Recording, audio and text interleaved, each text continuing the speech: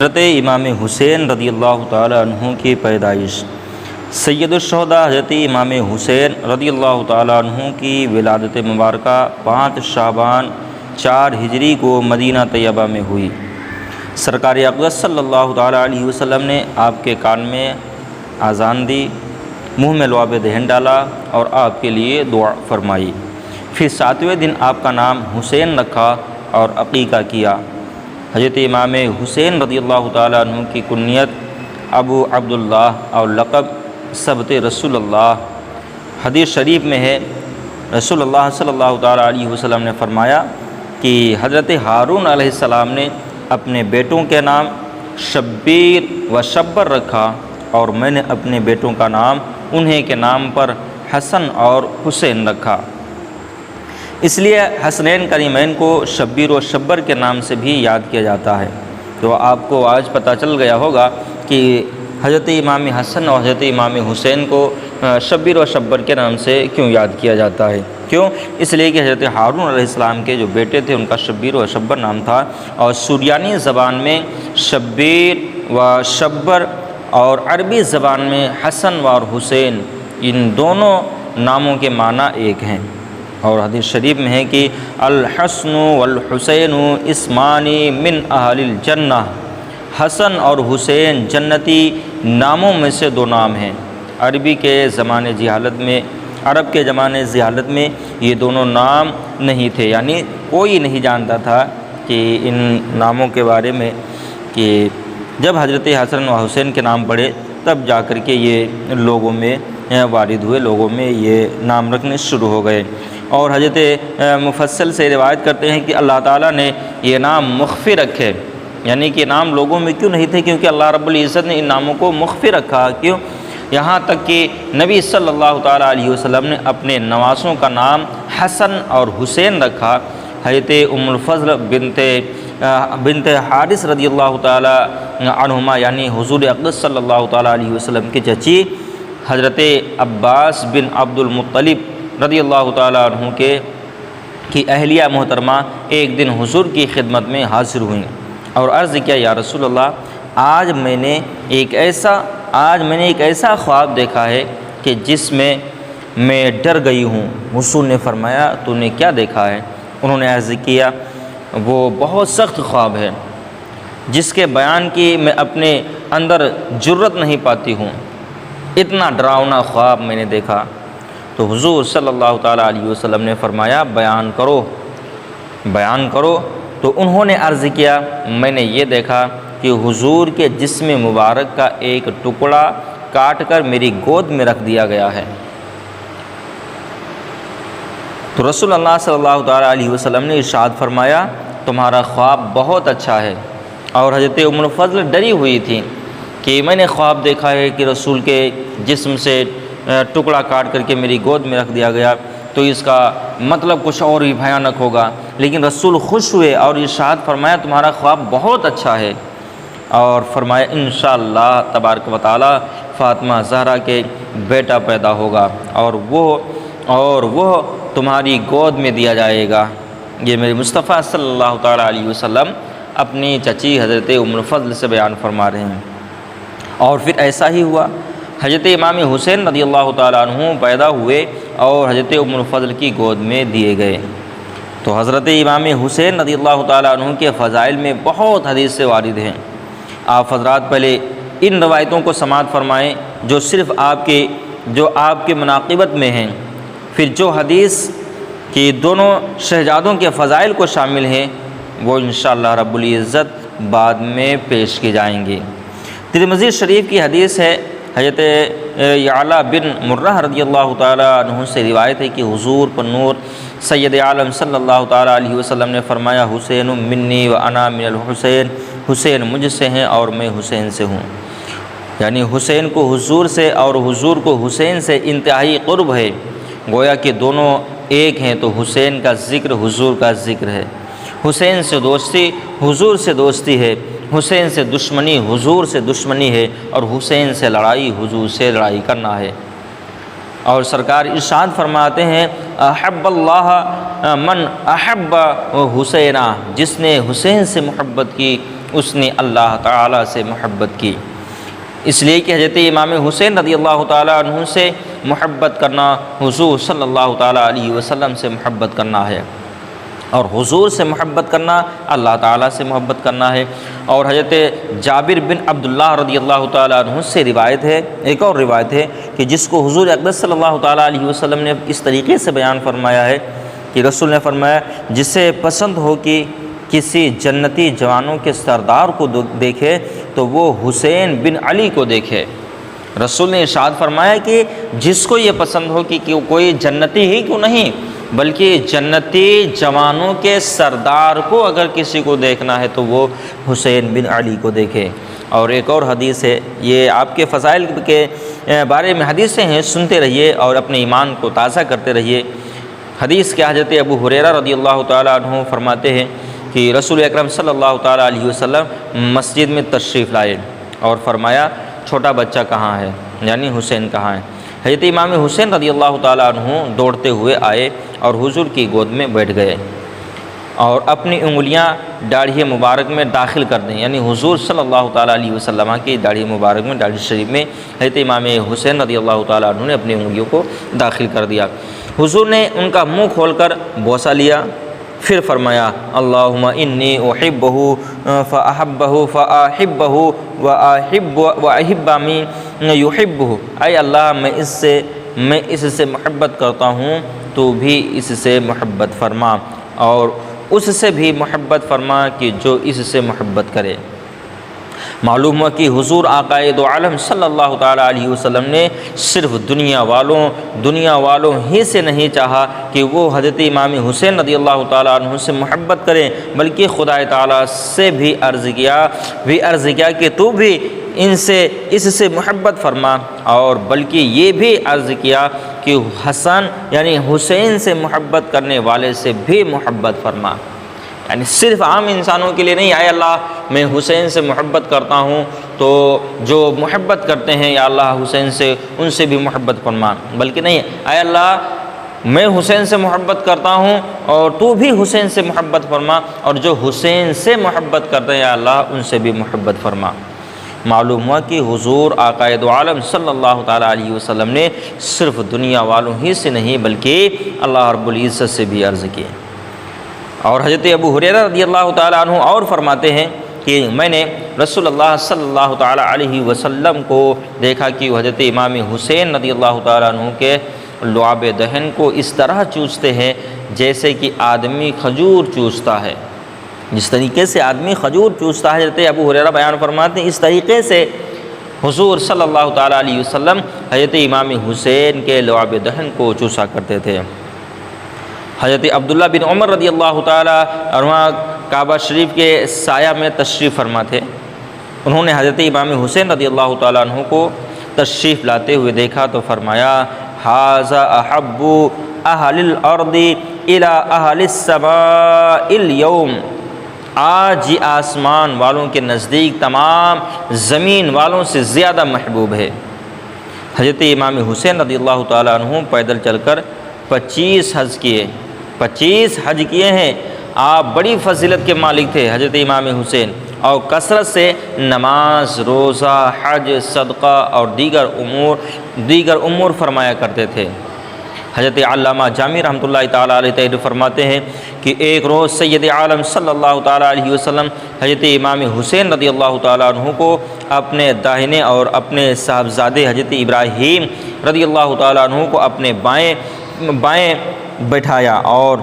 حضرت جبریل علیہ السلام حاضر ہوئے اور عرض کیا، یا رسول اللہ، خدا تعالیٰ ان دونوں کو آپ کے پاس جمع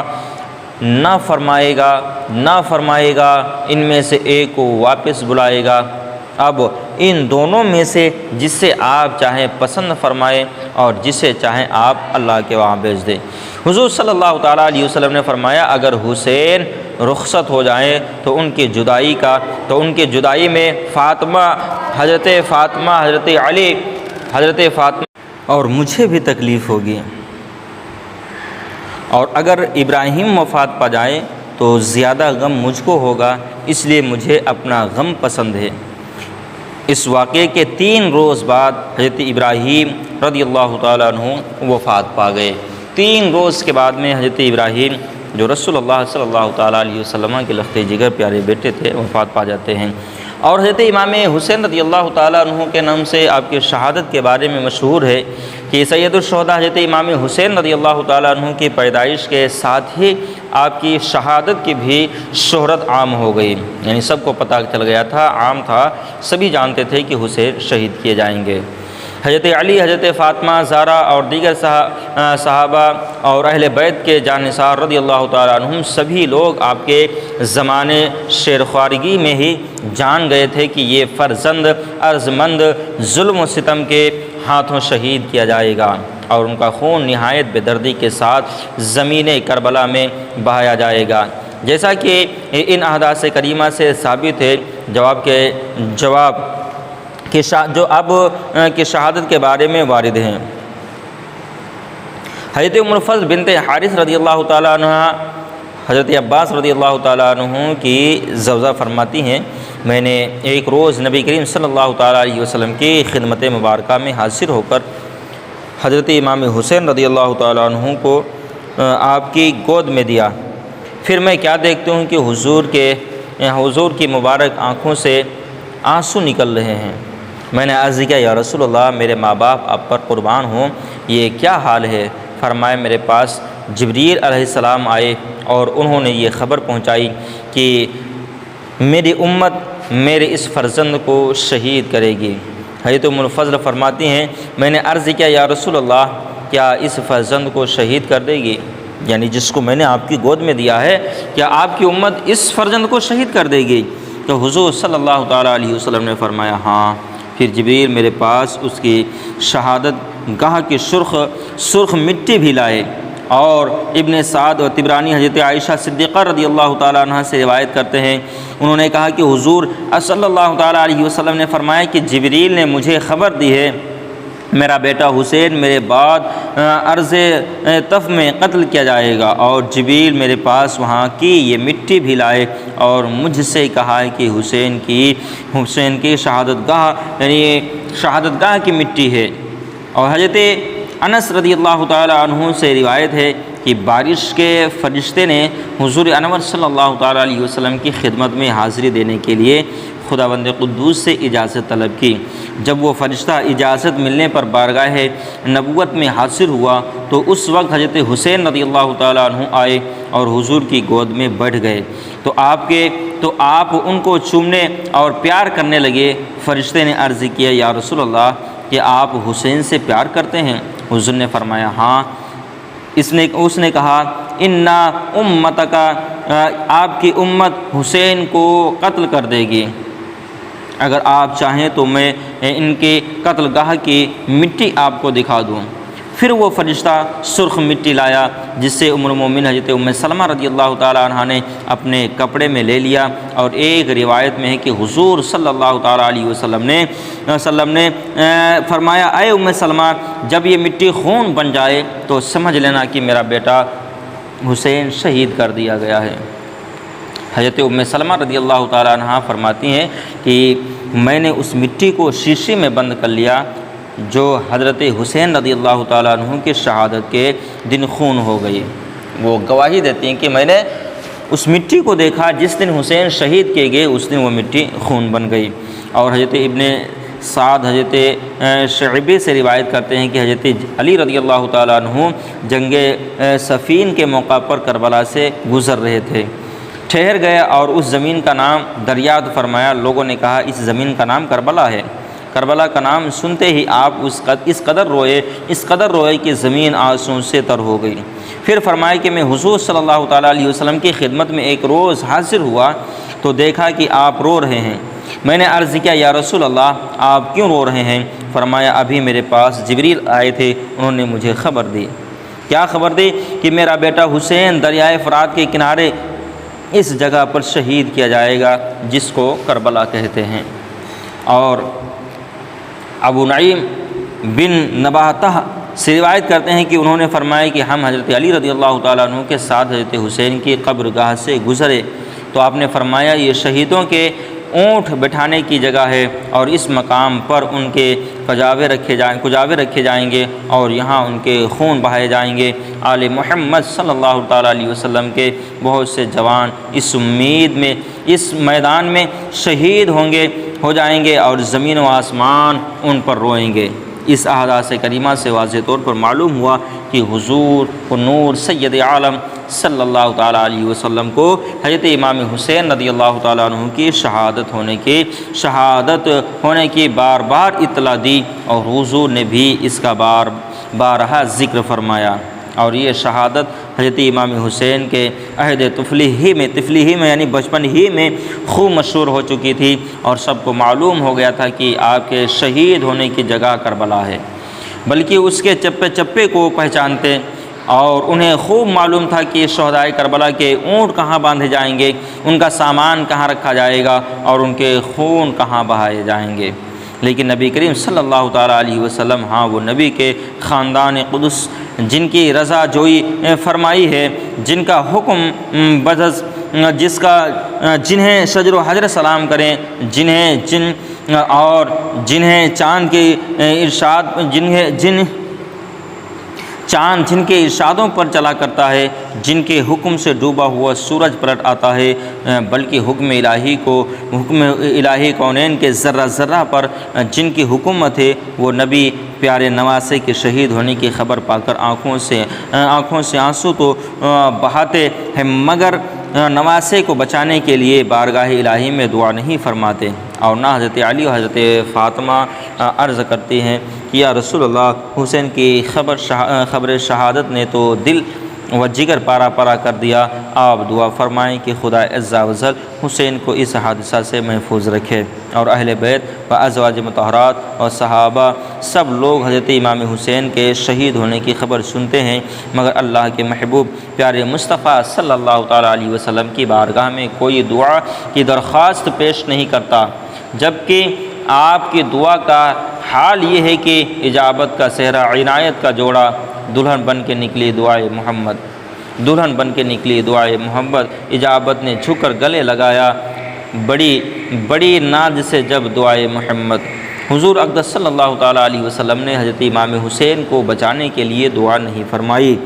اور نہ حضور سے کسی نے اس کے بارے میں دعا کرنے کی درخواست پیش کی، صرف اس لیے کہ حسین کا امتحان ہو، ان پر تکلیف و مصائب کے پہاڑ ٹوٹیں، اور وہ امتحان میں کامیاب ہو کر اللہ کے پیارے ہوں۔ کہ اب نبی کوئی ہو نہیں سکتا، تو نواز رسول کا درجہ اس طرح بلند سے بلند تر ہو جائے، اور رضائے الہی حاصل ہونے کے ساتھ دنیا و آخرت میں ان کی عظمت و رفعت کا بول بالا بھی ہو جائے۔ برادران اسلام، آج گستاخ جو اعتراض کرتے ہیں کہ جب رسول اللہ صلی اللہ تعالیٰ علیہ وسلم اپنے نواسے کو قتل سے نہیں بچا سکے، تو دوسرے کو کسی مصیبت سے کیا بچا سکتے ہیں؟ تو اس کا جواب یہ ہے کہ اللہ کے محبوب پیارے مصطفیٰ صلی اللہ تعالیٰ علیہ وسلم نے اپنے نواسے حضرت امام حسین رضی اللہ تعالیٰ عنہ کو شہید ہونے سے بچانے کی کوشش ہی نہیں فرمائی، اس لیے کہ آپ نے ان کے لیے قتل سے محفوظ رہنے کی دعا ہی نہیں کی، اور جب آپ نے ان کو شہید ہونے سے بچانے کی کوشش ہی نہیں فرمائی، تو پھر یہ کہنا ہی میرے سرے سے غلط ہے کہ وہ اپنے نواسے کو قتل سے نہیں بچا سکے۔ جیسا کہ ہمارا کوئی آدمی دریا میں ڈوب رہا ہو اور ہمارے پاس ڈوبنے سے بچنے کے لیے کشتی وغیرہ تمام سامان مہیا ہو، مگر ہم بچانے کی کوشش نہ کریں، تو یہ کہنا غلط ہے کہ ہم بچا نہ سکے۔ ہاں، اگر ہم بچانے کی کوشش کرتے اور نہ بچا پاتے تو البتہ یہ کہنا صحیح ہوتا کہ ہم نہیں بچا سکے۔ تو اللہ کے محبوب سید عالم صلی اللہ تعالیٰ علیہ وسلم اپنے نواسے کو بچانے کی قدرت رکھنے کے باوجود ان کو بچانے کی کوشش نہیں فرمائی، لہٰذا یہ کہنا غلط ہے کہ ان کو نہیں بچا سکے۔ خدا تعالیٰ سمجھ عطا فرمائے۔ اور بعض گستاخ جو یہ کہتے ہیں کہ حضرت امام حسین رضی اللہ تعالیٰ عنہ جو سید الانبیاء کے نواسے اور صحابی ہیں، جن کے درجہ کو بڑا سا بڑا ولی اور غوث و قطب نہیں پہنچ سکتا، جب وہ اپنی اور اپنے عزیز و اقارب کی جان نہیں بچا سکے تو دوسرا کوئی غوث و قطب کسی کی کیا مدد کر سکتا ہے۔ تو اس اعتراض کا جواب یہ ہے کہ سید الشہداء حضرت امام حسین رضی اللہ تعالیٰ عنہ میدان کربلا میں اپنی جان بچانے نہیں گئے تھے، بلکہ اپنی جان دے کر اسلام بچانے گئے تھے، اور جان بچانے کا راستہ تو آپ کے لیے ہمیشہ کھلا ہوا تھا، اس لیے کہ جان بچانے کے لیے جب حرام قطعی کا کھانا پینا اور جھوٹ بولنا جائز ہو جاتا ہے تو آپ جان بچانے کی خاطر تھوڑی دیر کے لیے یزید کی جھوٹی بیعت کر لیتے، اور جب دشمن کی گرفت سے آزاد ہو جاتے تو انکار کر دیتے۔ لیکن حقیقت یہ ہے کہ امام عالی مقام رضی اللہ تعالیٰ عنہ کو جان بچانا نہیں تھا، بلکہ جان دے کر اسلام کو بچانا تھا۔ اور رہی عزیز و اقارب کی جان بچانے کی بات، تو آپ کے جو عزیز و اقارب میدان کربلا میں شہید ہوئے، ان کی دنیاوی زندگی بس اتنی ہی تھی، اور جس کی زندگی ختم ہو جاتی ہے اسے کوئی بچا نہیں سکتا۔ ارشاد خداوندی ہے فَإِذَا جَاءَ أَجَلُهُمْ لَا يَسْتَأْخِرُونَ سَاعَةً وَلَا يَسْتَقْدِمُونَ، جب ان کو موت آئے گی تو ایک ساتھ آگے پیچھے نہیں ہوں گے۔ اور ارشاد فرماتا ہے تبارک و تعالیٰ، اللہ تعالیٰ کسی جان کی موت کو ہرگز مؤخر نہیں فرمائے گا جب کہ اس کا وقت آ جائے گا۔ اگر یہ معقول جواب اعتراض کرنے والوں کی سمجھ میں نہ آئے تو وہ